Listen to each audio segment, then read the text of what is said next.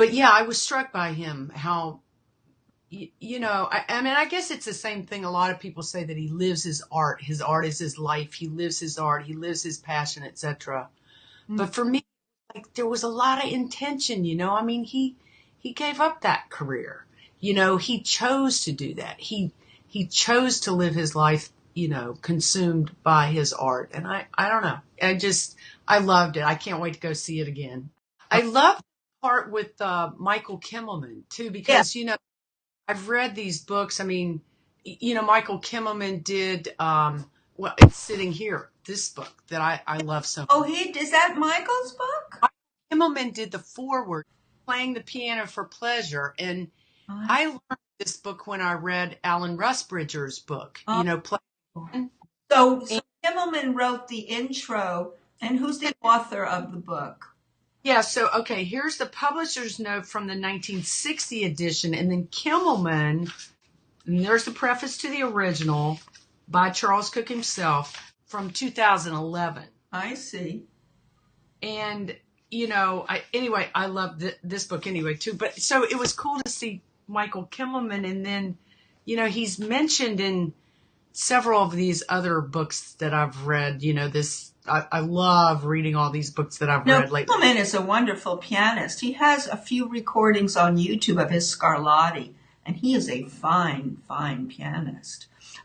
He is also a wonderful architecture editor for the New York Times, and I've read some of his seminars or his presentations where he's given lectures on New York City architecture. I mean, I was riveted to it. It was 1 hour where he was presenting on various architectural design and evolutions in New York City, where I grew up. So it was fascinating how enraptured he is by his own field of architecture. Imagine studying with Seymour since he was 5 years old. I know. That's what an interesting connection, because I think he's also mentioned in Perry Nice's book. And anyway, I thought it was really interesting, the questions that he was asking Seymour. Like, he kind of in a way hammered Seymour a little bit, I thought, like in a good way. I mean, I thought it was a very provocative method of questioning, actually, and I thought Seymour's answers were just spot on. It just validated, that no, he wasn't trying to create his own little world, that this was a choice he had made, to teach, for the love of what he was doing. And then anyway, I just thought that part was really interesting. And then where he was with each of his individual students, was really cool. Particularly the ones in the home, where they were one-on-one. The master classes were wonderful too, in a different perspective of his teaching, more playing to a bigger audience and a big screen, to show the score. But I really liked the intimacy of the lessons in his home, and him sitting kind of in the corner near the base of the piano. Yes, from the very, very, intimate kind of, communication about music. And I loved it where he takes apart his couch for his bed. That's where he sleeps. And then I realized one of those pictures that you have either on your blog or that you send, it's like you're sitting on his bed.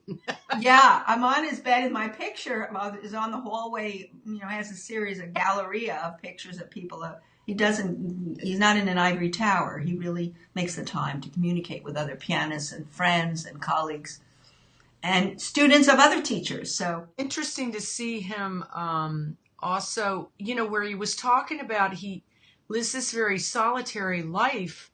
Well, yes, but just like from what you said, he doesn't really, because he's so involved in his passion that he is communicating with so many people and involved, and just like what you're saying, that he takes the time to answer your questions or answer your emails. And, so when he said that, it was like, yes, you live a solitary life by definition, I guess, but you really don't, because, I mean, you watch him in the Steinway basement with that kid. Loved that kid. That was a great scene. Great. Yeah, that was a scene where he fell in love with that piano. And I love that kid, too, who just said, every waking moment, everything I do is thinking of music. Because I loved his book without ever knowing him really. I picked up his book. I ended up finding it from a used bookseller, and it was in extremely good condition. And, it's a paperback version, and it wasn't expensive, but I imagine that there's going to be a resurgence in the interest in that book. Yeah, there just will be. Plus the DVD of the concert that's coming out. Yeah. Yeah. I can't, and, of course, this song, and I mean, the serenade is just like so beautiful. That song is so that piece is just beautiful. The Schubert, Yes. which is what he from his childhood made him cry, and Yeah. and then there was the Bach piece, Friskin arrangement of a Bach prelude, which threads through it. I take a lot of what he says in his book. I mean, you reinforce it, of course, other people, but like about sight reading, that portion of his book. I mean, I try and sight read every day something, new. And like he said, sometimes I go back to something that's easy, and then sometimes I go to something that's hard, like because I love Traumeré so much, I'm trying to do that. We need to study that. I know you've mentioned that a few times. I think that's within your reach easily.